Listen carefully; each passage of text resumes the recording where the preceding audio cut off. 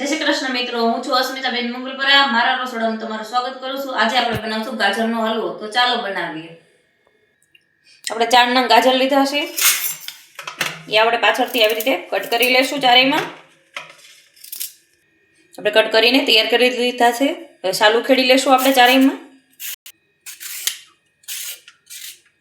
સરસ, ચારેયમાં આપણે સાલું ખેડીને તૈયાર કરી લેશું. ચારેયને આપણે છાલ ઉખડીને તૈયાર કરી લીધા છે. હવે ખમણીની મદદથી આપણે ખમણી લેશું. આપણે ખમણી લેશું.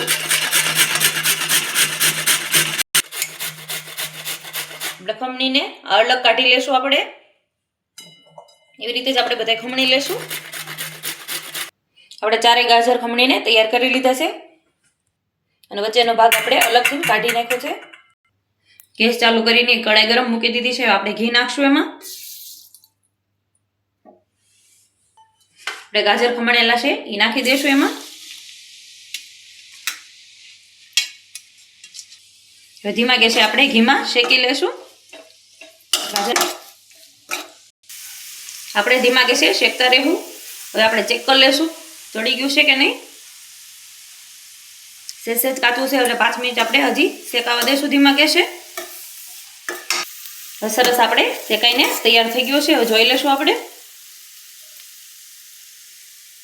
એકદમ સરસ તૈયાર થઈ ગયો છે શેકાઈને. એક વાટકી આપણે દૂધ નાખશું અને સરસ રીતે મિક્સ કરી લેશું. 1 ચમચો મલાઈ નાખશું અને સરસ રીતે મિક્સ કરી લેશું. આપણે 1 નાની વાટકી આપણે ખાંડ નાખશું.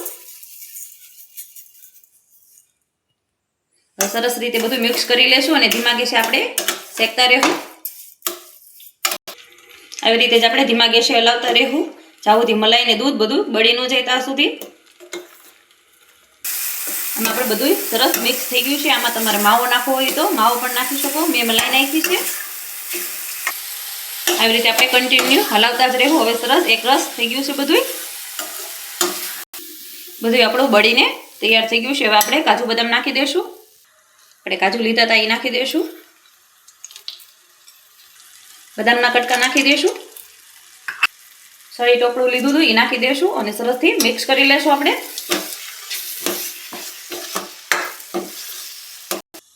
આપણો ગાજરનો હલવો બનીને તૈયાર થઈ ગયો છે મિત્રો. હવે આપણે ડીશમાં સર્વ કરી લેશું.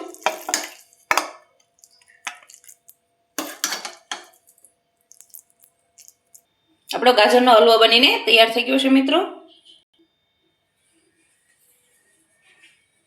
જો મારો વિડીયો તમને ગમ્યો હોય તો વિડીયોને લાઈક કરજો, શેર કરજો અને સબસ્ક્રાઇબ કરવાનું ભૂલતા નહીં.